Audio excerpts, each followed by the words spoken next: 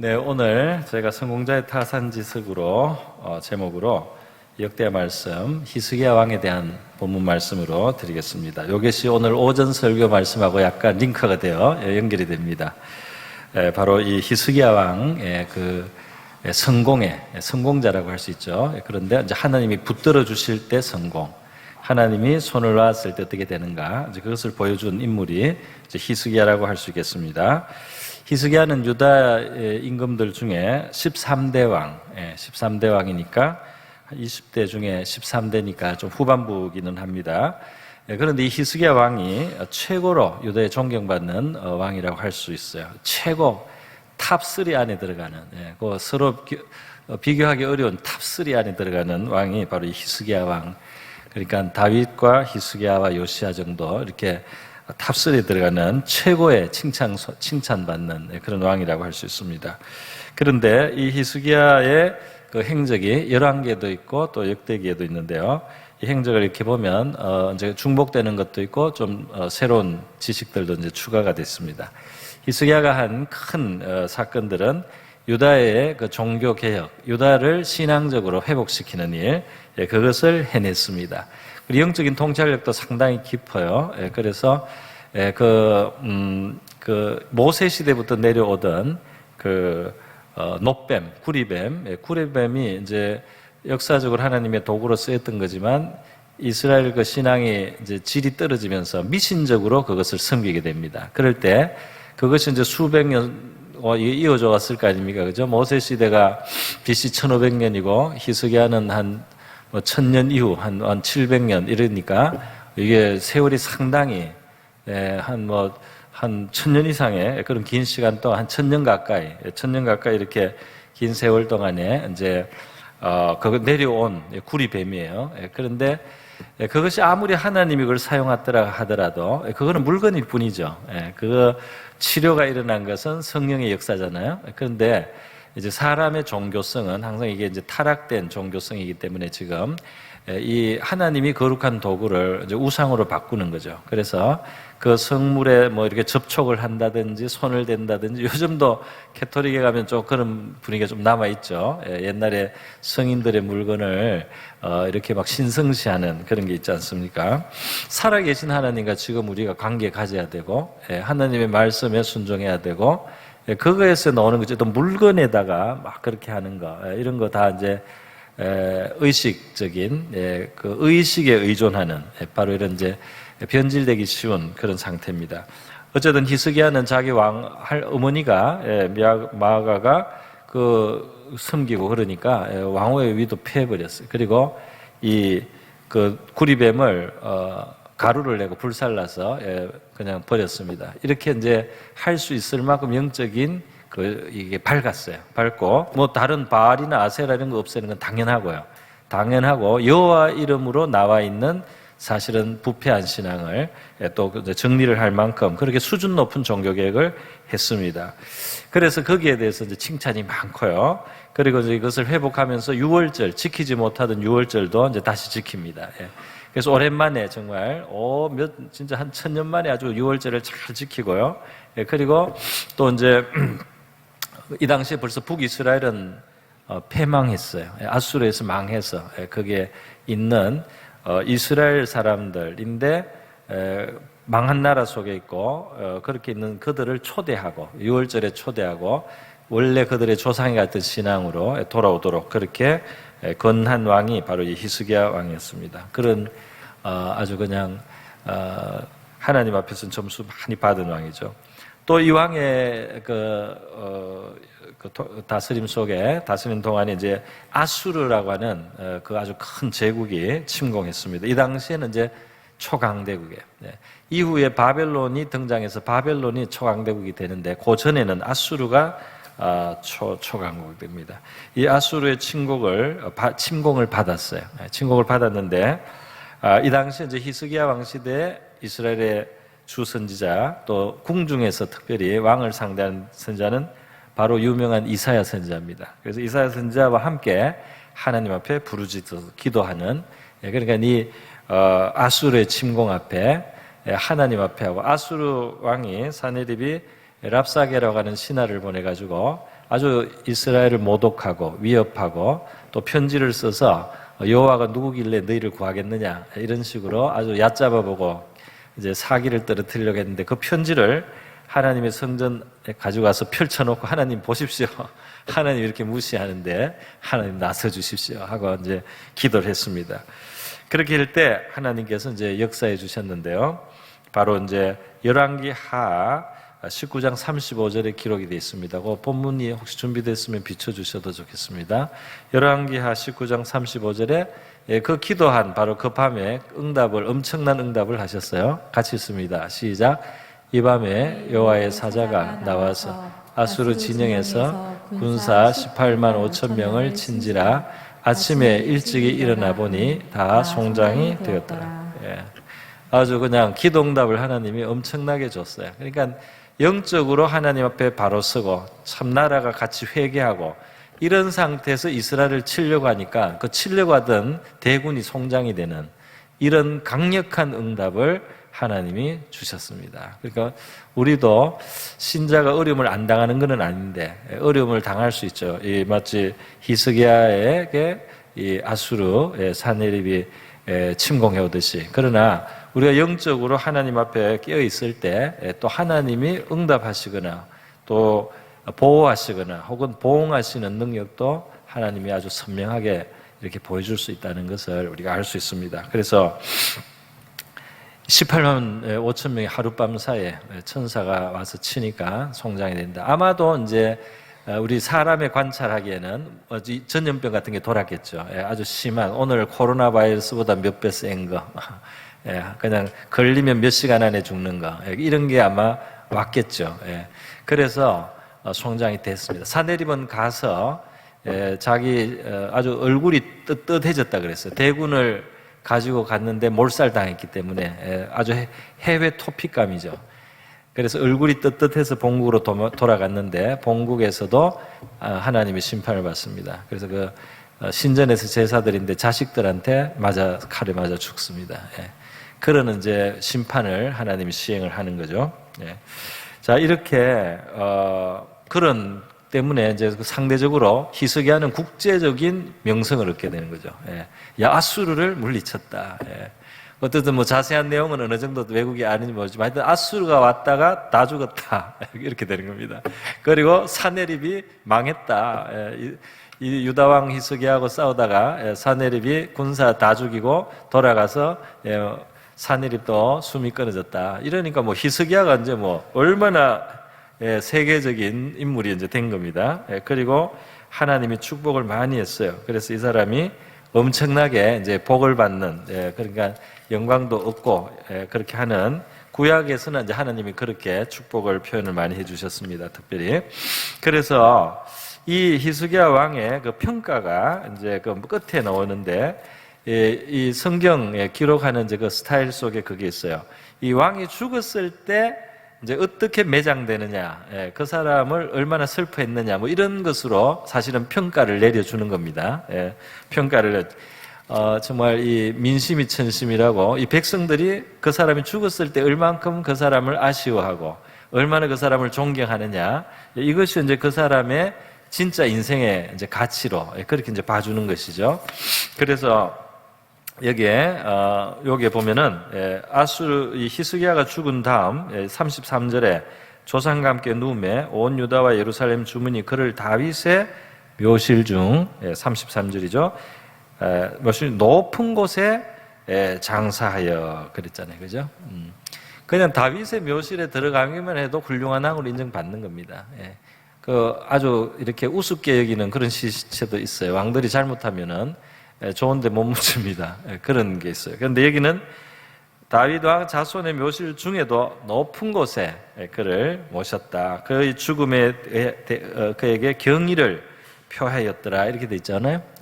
그래서 여러분이 만약에 이제 왕들마다 한번 찾아서 보면 이 정도로 된 왕이 없다는 걸 알게 될 겁니다. 그러니까 최고예요. 히스기야의 죽음 이후에 그 평가가 최고다. 사람의 인생을 잘 살았는지 사실 이 장례식에서 많이 나타납니다. 그래서 진짜 제가 영국에 있을 때 그 브리스톨에 고아원을 했던 조지 뮬러 목사, 그 사람이 죽었을 때 그 시에서 몇만 명이 그 장례 행렬이 되었어요. 그만큼 고아원 원장에 불과했지만은 그 사람이 행한 하나님의 사랑과 그걸 다 실천한 그것이 보통 사람들에게도 너무 많은 그 감명을 줬고 정말 그 사람의 삶을 인정하게 만들어서요. 그 돌아가신 후에 엄청난 장례 인파가 덮은 사진을 제가 본 적이 있습니다. 어쨌든 저와 여러분의 죽음에도 정말 그것이 하나님 앞에서 영광도 되고 많은 사람들에게 기념이 되고 기려질 수 있는 그런 삶을 우리가 살 수 있기를 바랍니다. 뭐 꼭 명당 자리 찾아올 필요는 없잖아요, 그죠? 세상에서는 명당 찾고 이렇게 우리는 하나님 앞에 바로 살고 잘 살고 가면 그것이 명당일 줄 믿습니다. 천국 가는데요. 그래서 이 히스기야는 정말 성공했어요. 전체적으로 성공했는데 이제 문제는 오늘 우리가 여기서 히스기야의 실패, 실수의 부분을 이제 들여다봅니다. 그러니까 성경이 아주 이것은 인간이 쓰기는 어려운 책이에요. 왜냐하면 가장 훌륭한 사람들도 절대로 미워하지 않는다. 최고로 훌륭한 사람도 미워하지 않고 있는 그대로 써준다 이 말입니다. 우리 다윗 왕의 경우도 마찬가지고 솔로몬도 마찬가지고 너무너무 훌륭하다고 그렇게 하면서도 또 한편 너무너무 부끄러운 실수와 잘못도 그냥 그대로 설명해 줍니다. 하나님이. 이게 성경의 리얼리즘, 성경의 사실주의라고 할 수 있죠. 그래서 우리 인간들은 말이죠. 누구를 존경하기 시작하고 누구를 좀 이렇게 친애하게 되면 우상화를 잘합니다. 그래서 절대화하는 경향이 있어요. 그래서 우리 인간이 우상을 만들어요, 사실은. 사람, 이 연예인도 애들이 우상을 만들죠. 그 연예인들이 우상 숭배처럼 받으면 속으로 불안합니다. 속으로는 처음에는 이제 기쁘겠지만 이 사람들이 알고 있는 내가 진짜 내가 아니에요. 그러니까 우리 BTS 멤버들도 마찬가지 속으로 스트레스 받아요. 너무 절대시하고, 우상시하고, 근데 자기들의 삶 속에는 초라함이 있고, 자기들의 삶 속에는 부끄러움이 있단 말이에요. 그런데 막 우상하는데, 물론 그게 좀 도치될 수도 있겠지만, 어쨌든 성경은 사람을 우상하지 않습니다. 아무리 훌륭한 왕도 있는 그대로 잘못은 잘못이라 말린다. 그러니까 저와 여러분의 삶도 하나님이 그렇게 평가하시라고 믿습니다. 물론 예수님의 피로 덮어주시지만은, 우리의 잘못은 잘못인 것이죠. 그걸 어떻게 하겠습니까? 그러니까 회개할 것은 회개해야 되는 거죠. 오늘 우리가 배우려고 하는 히스기야의 실수, 그거 이제 들여다보도록 하겠습니다.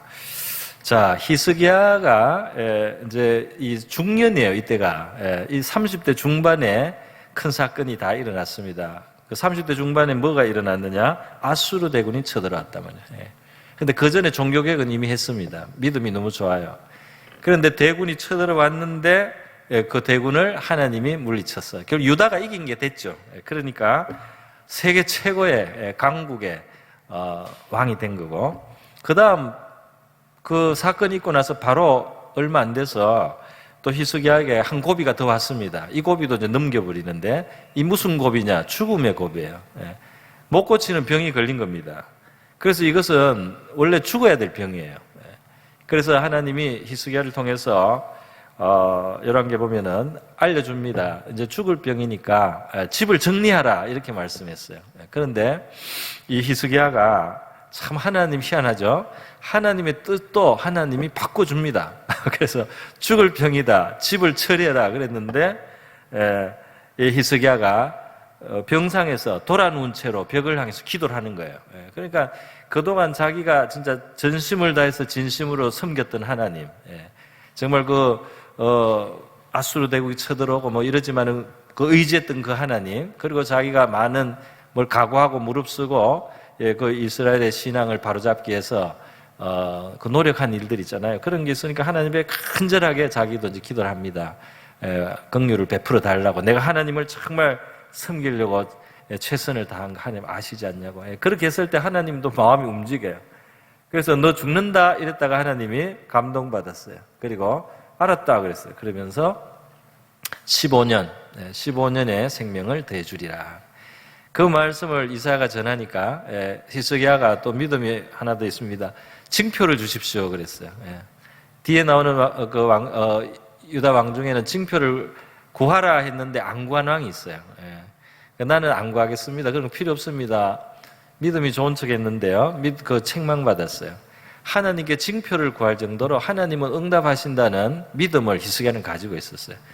이게 정말 하나님의 말씀이면 하나님은 징표를 보여서 나에게 더 확신을 주실 분이다. 이렇게 하고 징표를 주십시오. 내가 나아서 하나님 앞에 다시 예배드리러 갈 수 있다는 그것에 대한 증거를, 징표를 주십시오. 했더니 이사야 선지자가 이제 말하는 거죠. 예, 그러면 하늘을 한번 움직여 보는 징표를 구하겠습니다.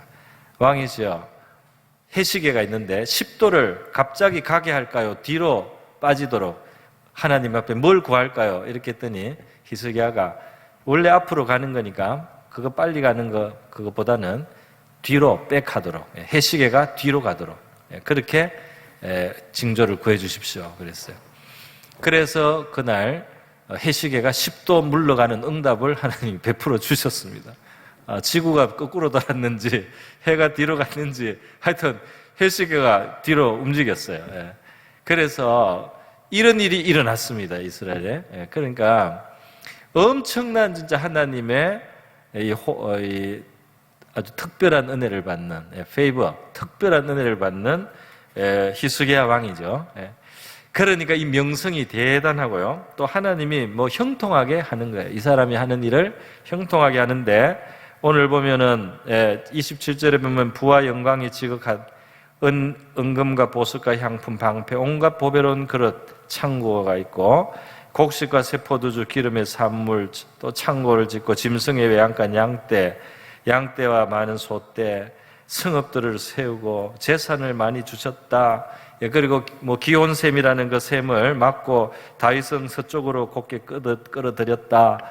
이게 지하수로 터널을 판 겁니다. 이게 이제 아수르하고 전쟁할 때 그 성 밖에 있는 물을 적군이 못 먹고 또 성 안에 있는 사람들이 물이 없어서 문제가 안 되게 그 성 밖에 있는 샘물을 지하로 해서 성 안으로 끌어들여 버렸어요. 근데 제가 며칠 전에도 이거를 영상으로 봤는데요. 이 바위를, 예루살렘 밑에 바위 그 층을 팠습니다. 팠는데 이 수로 길이가 533m예요. 그 이거를 빨리 파야 되기 때문에 전쟁이 이제 곧 일어나려고 할 때 양쪽에서 파서 중간에서 만난 겁니다. 그게 정확하게 딱 만났어요. 그 깊은 땅 속에서 딱 요만해요. 수로가 사람 하나 딱 지나갈 만큼. 거기 밑에 물이 이제 흘러가는데 533m 이 수로의 경사 기울기가 얼마냐면은 30cm가 안 됩니다. 그러니까 이게 그걸 5로 나누면 100m당 6cm가 살짝 내려가는 거예요. 그렇게 살짝 내려가게 해서 경사가 별로 없으면서도 물이 그래도 흘러가도록 그렇게 공사를 성공을 했다 이 말입니다. 그래서 이거를 이게 1800년대 초반에 이게 발굴되기 전까지 성경을 안 믿는 사람들이 많았어요. 예루살렘에 무슨 이 굴을 파가지고 샘물을 끌어들일 수 있느냐, 바위인데 이렇게 했는데 그게 발굴이 됐습니다. 그래서 지금은 그게 관광객이 가는데 우리가 가는 7일이나 9일짜리 코스에는 못 가요. 그 지하수로가 있습니다. 어쨌든 여러분 이런 일을 하면 이게 뭐 하나님이 도와주셔서 형통하게 해준단 말이에요. 지하에 굴이 파도록 기술자들의 머리가 팽팽 돌아가게, 그리고 일꾼들이 정확하게 엔지니어링을 할 수 있도록 하나님이 형통하게 딱 도와주는 겁니다. 그래서 히스기야는 명성이 대단했다 이 말이죠. 자, 이렇게 됐는데 이렇게 되니까 이 사람이 하는 일이 국제적인 관심이 돼요. 그래서 히스기야가 아프다가 나았을 때 어떤 일이 있느냐. 그 당시 바벨론이라고 하는 나라는 아직 신흥국이에요. 그래서 아직은 아수르를 대신할 패권국이 아닌 유다하고 비슷한 나라. 그래서 바벨론에서요, 그 왕이 이 사절단을 보냅니다. 히스기야에게. 아마 처음에 보냈을 때는 병 들었다는 소식을 듣고 이제 보낸 거예요. 근데 오는 동안에 병이 나아버렸어요. 그래서 이제 왔을 때는 히스기야가 생생하게 하나님이 잘 고쳐주시고 했으니까 그 사절단을 맞아서 환대를 해주고 이제 그 영광, 자기의 영광을 보여주고 그래 있었던 기적을 이야기해주고 이제 이런 시간이 되었습니다. 그 부분이 열왕기하 20장 이제 12절에 있습니다. 제가 한번 읽어드릴게요. 그때에 발라단의 아들 바벨론의 왕 브로닥 발라단이 히스기야가 병들었다 함을 듣고 편지와 예물을 그에게 보낸지라 그랬어요. 그래서 이렇게 이제 보냈는데 이제 이 사람들이 왔을 때 이제 히스기야가 이제 실수가 일어납니다. 그거를 이제 이따가 제가 설명을 드리겠습니다. 자, 이게 뭐냐 하면은요, 엄청난 참 성공, 그리고 성취, 승리, 또 죽음을 이긴 거, 뭐 이런 것들이 이 사람에게 얼마나 참 기쁨과 함께 자신감을 주고 그랬겠어요. 그런데 부작용이 있습니다. 부작용이 뭐냐? 바로 오늘 본문에 나오는 두 글자인데요. 교만이라는 두 글자예요. 교만. 그러니까 이 교만. 하나님께 축복받은 사람의 교만. 하나님께 인정받은 사람의 교만. 하나님에 의해서 형통한 사람의 교만. 하나님의 도움으로 승리한 사람의 교만. 히스기야의 교만. 그 교만이 이제 나옵니다. 그 교만은 특별히 무엇으로 설명이 된다면 은혜를 보답하지 않는다. 하나님께. 그렇게 되어 있습니다. 그러니까 이 교만에는 뭐 교만이 뭐 막 떠벌리는 것도 교만이지만 하나님 앞에 정말 감사를 돌리지 않는 것으로도 이 교만은 나타난다. 이 모든 것이 정말 오로지 하나님의 은혜입니다 하는 그러한 겸손이 안 보이는 거예요. 내가 잘났다는 게 어느 사이에 들어왔는지 하나님께 대한 진심한 감사, 그 보답이 없다 이 말이야. 히스기야에게. 그리고 유다 사람들도 뭐 비슷해졌나 봅니다. 그래서 은혜를 보답하지 아니함으로 진노가 그와 유다와 예루살렘에 내리게 되었더니 이렇게 되어 있습니다. 이게 뭐로 내렸는지는 모르겠어요. 뭐 이게 또 전염병이 돌았는지 모르겠어요. 어쨌든 이 병이 있게 되고, 그래서 하여튼 히스기야는 또 교만을 이제 회개했다고 뒤에 되어 있는데, 그래서 이 진노가 이제 뭐 중간에 그쳤든지 뭐 이렇게 가볍게 처리가 된 것 같습니다. 자, 여러분 여기서 하여튼 우리가 알 수 있는 것은 뭐냐면 이 교만이라는 무서운 죄는 가장 성공한 사람, 가장 하나님을 잘 믿던 사람도 빠질 수 있다. 그러니까 가장 깊은 죄인데 사실은 가장 깊은 죄잖아요. 우리가 성경적으로 이렇게 봤을 때 이 교만은 바로 마귀의 죄의 1번입니다. 그러니까 마귀가 살인하고 거짓말하는 것도 마귀의 악이지만 마귀의 죄의 1번 뿌리는 교만이에요. 그런데 이렇게 믿음이 좋았던 사람도 마귀를 닮은 그 성질이, 죄성이 그 안에 잠재되어 있었단 말이에요. 그래서 이것이 나타났을 때 참 악으로서 하나님이 진노하실 만한 악이 된다는 거죠. 자기를 높이는 것이 교만이라고 우리가 일반적으로 알고 있습니다. 맞습니다. 자기가 높아질수록 감사할 게 없어요. 자기가 높아질수록 하나님께 보답할 것도 없습니다. 그런데 우리가 낮아질수록 하나님 앞에 보답해야 되겠다, 보답하고 싶다, 은혜를 갚고자 하는 진심이 우러날 수가 있다는 것입니다. 우리는 피조물이고 하나님께 모두 받았어요. 우리가 받은 것에 대해서 감사하면서 하나님께 감사하고 영광을 돌려야 되겠는데, 교만은 뭡니까? 그 영광을 자기가 그냥 자기의 것으로 취하여 버리는 것, 하나님께 돌리지 않는다는 겁니다. 내가 잘한 거다. 내가 잘한 거다. 그래서 가장 훌륭한 왕의 표본이었던 히스기야조차도 이 가장 근본적인 죄에 예외 없이 걸린 겁니다. 그러니까 참 이 죄라는 것은 그만큼 무서워요. 아무도 내가 이만큼 경건하게 살아왔습니다, 이걸로 나는 죄와 상당히 거리가 있습니다, 이렇게 말을 자신 있게 할 수 없고 해서도 안 되고, 아무리 은혜를 받아도 아무리 축복을 받아도 마귀를 닮을 수 있는 우리라는 사실을 우리가 기억을 해야 되겠습니다. 이 교만의 이제 정황이 바로 이제 있죠.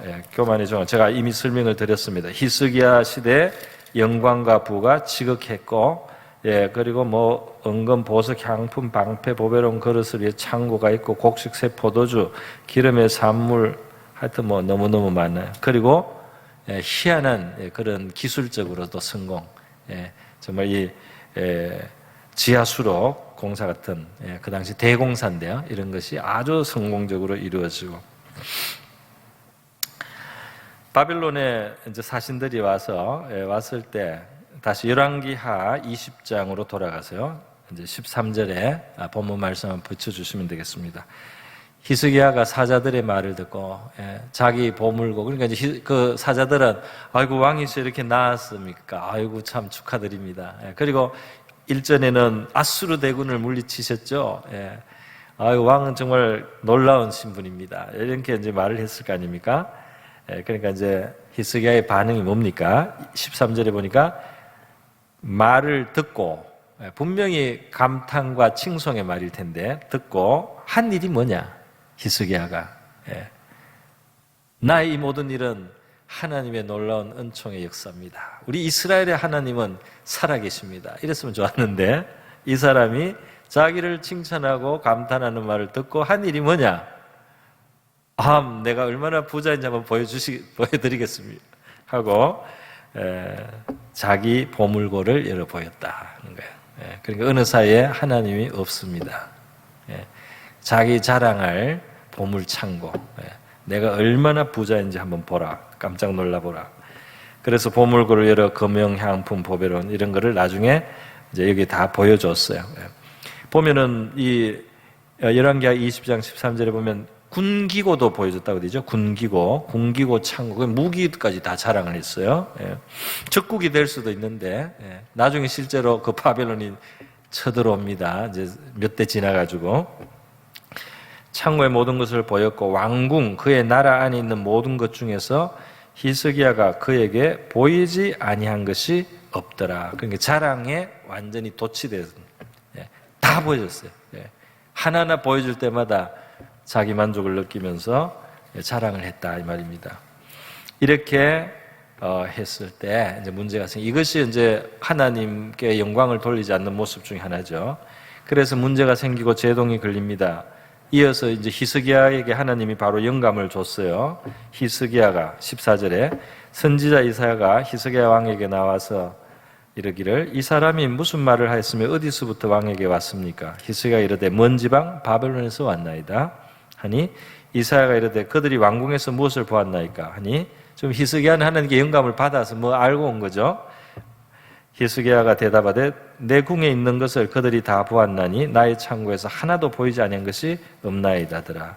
16절로 이사야가 히스기야에 이르되 여호와의 말씀을 들으소서. 여호와의 말씀이 날이 이르리니 왕궁의 모든 것과 왕의 조상들이 오늘까지 쌓아뒀던 것이 바벨론으로 옮긴 바 되고 하나도 남지 아니할 것이요.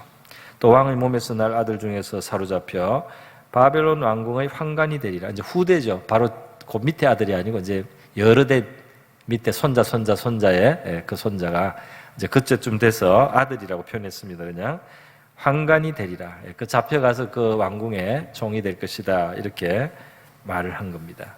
그러니까 이 히스기야가 그 자랑한 것이 별거 아닌 것 같은데 별게 아닌 게 아닌 거예요.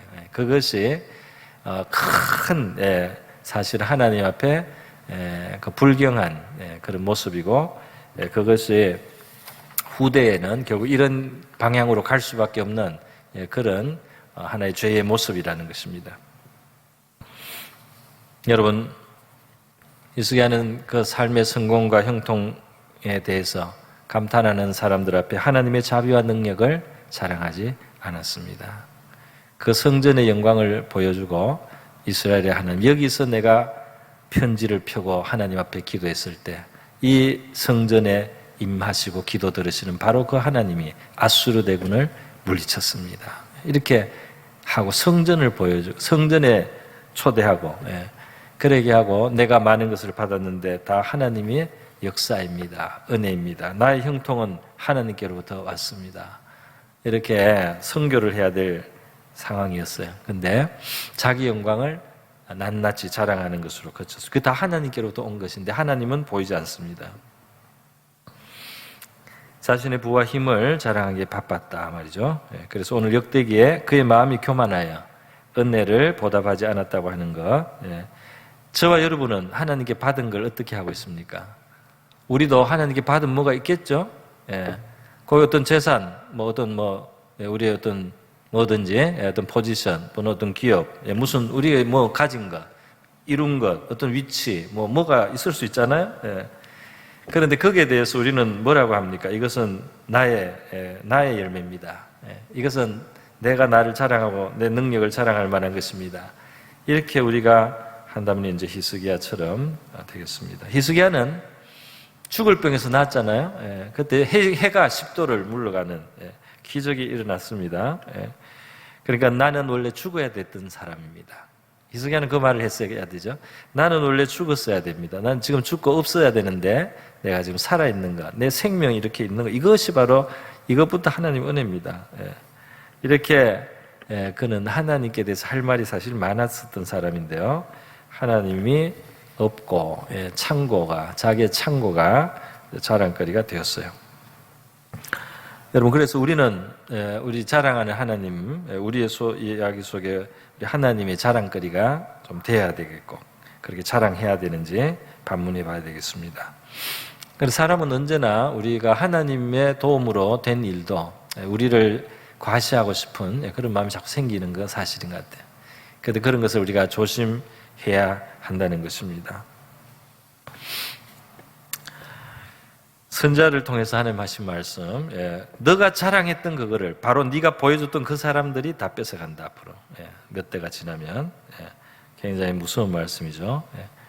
그리고 네가 이렇게 그 사람들한테 감탄을 했는데 네 후손은 그 사람들의 종이 된다. 얼마나 이 교만의 죄가 결과가 안 좋습니까? 물론 그 누대에 이제 죄가 쌓여서 그런 나라의 패망이 오지만 그런 씨앗이 히스기야에서 이미 보였다 이거예요. 이 사람의 교만으로 하나님께 은혜를 갚지 않는 것으로. 여러분, 이렇게 해서요. 히스기야는 그 큰 성공 속에도 큰 불행의 씨앗을 심었다 이렇게 할 수 있어요. 물론 그의 당대에 지금 오늘 역대기에 보면은 하나님이 이제 교만한 것에 대해서 진노를 내리시고 그가 또 빨리 회개하고 이렇게 해서 그 당대는 넘어갔어요. 그러나 그 여파가 남아 있다 이 말입니다. 죄를 회개하면 용서하는 건 하나님의 큰 자비입니다. 죄를 회개하면 죄가 용서받죠. 그런 여파가 남아 있어요. 그거는 어쩔 수 없습니다.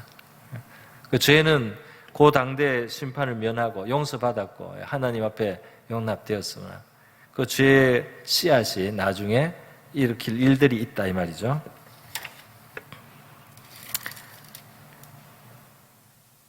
하나님 정말 용서를 잘합니다. 여기서 뭐 하나님이 뭐 안갚음을 하고 이런 데 초점이 있는 게 아니고 죄는 흔적을 남기고 죄는 나중에 거둬야 될 몫이 있다는 거. 그러나 하나님이 사실 용서할 때는 정말 교만의 죄, 마귀의 죄도 용서받죠. 회개하면. 그리고 히스기야의 아들 므낫세도 제일 악한 왕이 되었어요. 정반대로 갔어요. 제일 악한 왕이 됐는데 므낫세도 회개하니까 용서했습니다. 므낫세도 회개하니까 용서받았어요. 그러니까 물론 이제 엄청난 징계를 받았죠. 므낫세 결국 한번 끌려가고요. 그 포로에 잡히고 한번 왕복을 벗기고 이런 고난을 받았는데 하여튼 므낫세가 하나님 앞에 회개하니까 하나님이 다 회복시켜줬습니다. 그런 일들이 있었어요. 오늘 이 히스기야에게도 하나님이 용서의 하나님이라는 게 나옵니다. 교만하고 은혜를 보답하지 않다가 나중에 하나님께 혼나게 되고 회개하니까 하나님이 히스기야를 또 용서했다. 예루살렘 사람들도 용서했다. 자, 그런데 오늘 이제 대부분 말씀을 하는데 마지막 이제 중요한 포인트가 하나 있습니다. 그것은 뭐냐면 이거 심층적인 거예요. 바로 오늘 심층적인 건데 뭐냐 하면 이 31절에 있는 것이죠. 31절에 그러나 바벨론 방백들이 히스기야에게 사신을 보내어 그 땅에서 나타난 이적을 물을 때 하나님이 히스기야를 떠나시고 그의 심중에 있는 것을 다 알고자 하사 시험하셨더라. 이제 요겁니다. 하나님이 떠났다. 또 달리 표현하면 손을 놨다. 하나님이 잠깐 손을 놔봤다. 어떻게 하는지. 그러니까 그전에는 하나님이 같이 있고 손을 꽉 붙잡고 히스기야가 삐뚤어지지도 않을 만큼 딱 붙들어 준 겁니다. 그런데 이 칭송을 많이 받는 자리, 다른 사람들이 막 입이 마르도록 칭찬을 하고 막 감탄하고 막 우상시하고 막 이럴 때 하나님이 한번 손을 놔줬다 이 말이에요. 하나님이 잠깐 물러서 줬다. 혼자 어떻게 하나 보자. 이제 보여주는 거죠. 우리 인생이 무엇인지를. 그렇게 했을 때 어떻게 했습니까? 이제 자랑하기 시작했다는 게 거기 11기에 있었던 겁니다. 그러니까 하나님 없고 자기의 영광 자랑하는데 바쁜 사람, 그 정도밖에 안 된 겁니다. 히스기야를 하나님이 손을 놓으면은 자기 자랑밖에 못하는 사람이에요. 하나님이 주신 그 영광을 가지고 자기 과시하는 거리로밖에 못 만드는 그 정도의 연약한 인생이다 이 말이에요. 그런 사람을 붙들고 하나님이 이렇게 축복해 오시고 사용해 주셨어요. 할렐루야. 물론 뭐 히스기야에게 어떤 좋은 장점이 더 있었을 수도 있겠습니다. 그러나 어쨌든 이 본문은 우리에게 한 가지를 분명하게 이제 보여주는 것이죠.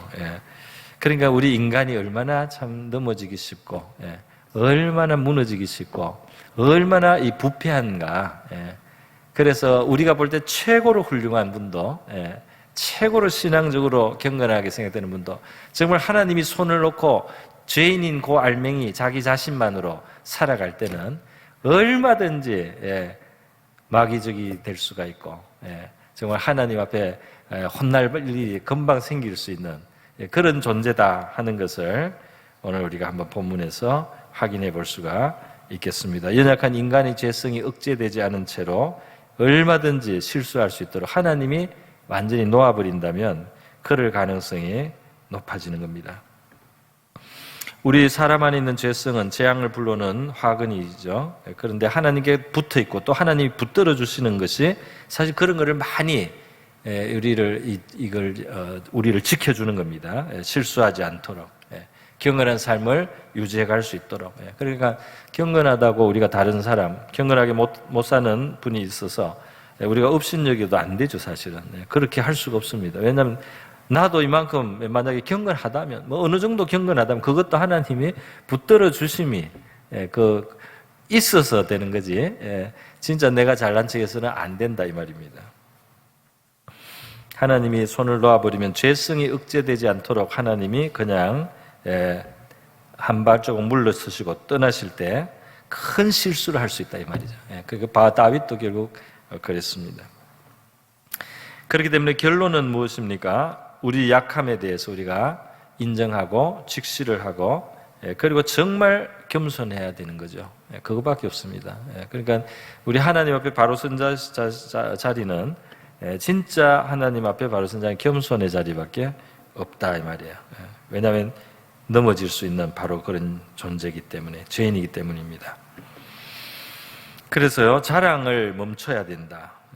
아무리 위대한 성취를 하고 어려움을 극복하고 뭔가 이루었고 영광이 주어졌고 승리하였어도 하나님이 함께하여 붙들어 주신 안에서 이것이 가능했다. 하나님이 주신 것이다. 하나님이 형통하게 하신 것이다. 그만큼 자랑할 만큼 너에게 형통의 원인을 너에게서 자꾸 구하지 말아라. 물론 유능해서 형통했다면 그 유능함을 주신 하나님께 영광을 돌려야 할 줄 믿습니다. 좋은 판단을 하고 좋은 선택을 하고 초이스를 잘했다. 내가 그때 기질을 발휘했다. 그 근본이 하나님께로부터 능력이 주어졌단 말이죠. 그래서요 겸손함으로 은혜에 머물러 있어야 하겠습니다. 우리를 칭송하는 사람이 만약에 내 앞에 있다면 우리는 그들에게 하나님의 능력과 자비를 자랑하고 증거해야 되겠고 나의 보물창고가 아닌 하나님의 거룩한 성전으로 그들을 인도하고 나를 형통케 하신 위대하신 하나님 앞에 함께 경배해야 할 줄 믿습니다. 우리 오늘 히스기야 교만에 대한 그 부분을 우리 함께 교훈을 살펴봤습니다. 저와 여러분이 하나님이 형통하게 하시고 또 축복하시고도 겸손해서 계속 은혜에 머무를 수 있을까? 우리 물론 뭐 이런 대단한 큰 업적이 아니고 우리 삶 속에 소소하게 우리 삶 속에 또 하나님이 주신 성공과 이런 승리와 문제 해결과 이런 것 속에서도 우리가 마찬가지로 이 모든 영광을 하나님께 돌리고 하나님과 영화롭게 하는 그런 저와 여러분 될 수 있기를 축복합니다.